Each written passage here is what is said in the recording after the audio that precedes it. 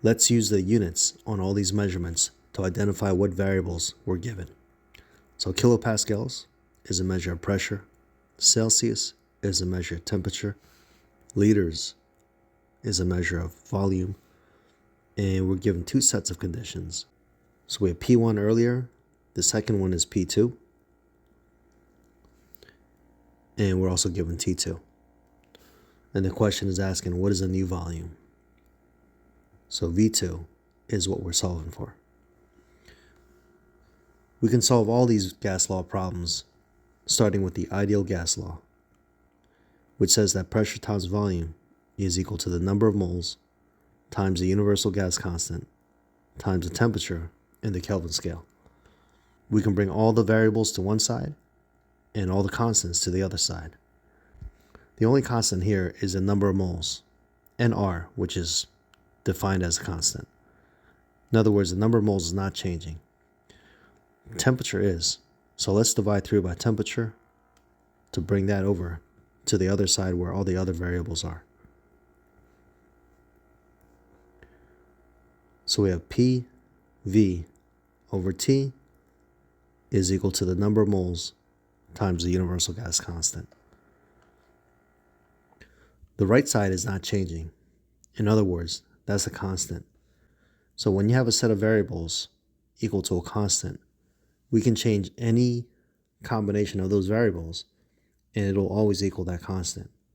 Therefore, we can say P1 times V1 over T1 is equal to P2V2 over T2 is equal to P3V3 over T3, and so on. This is also known as the combined gas law. Before we start, we can't use temperature in the Celsius scale because the Celsius scale is not an absolute scale. It has negative values. And we can turn these Celsius values into Kelvin by adding 273 to it.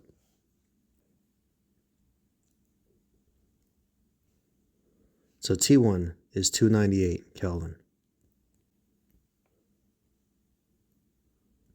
T2, just add 100 to T1, and it's 398. We're asked to solve for the new volume. So let's use algebra to solve for V2. So V2 is equal to P1 times V1 times T2 over T1 times P2. Now we can plug in the values. Our initial pressure was 155 kilopascals.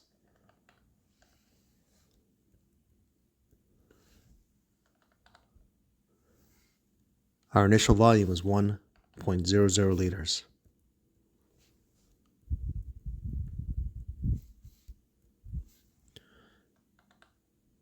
Our final temperature is 398 Kelvin.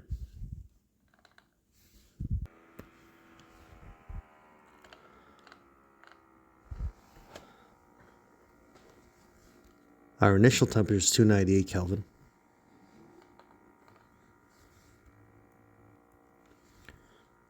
And our final pressure is 605 kilopascals.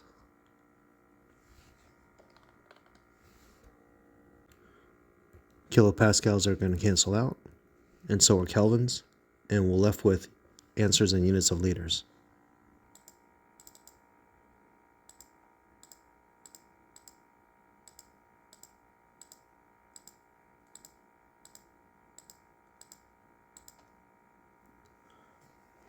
All our measurements have three significant figures on their absolute scales, so our answer should have three sig figs. 0.342 liters or 342 milliliters.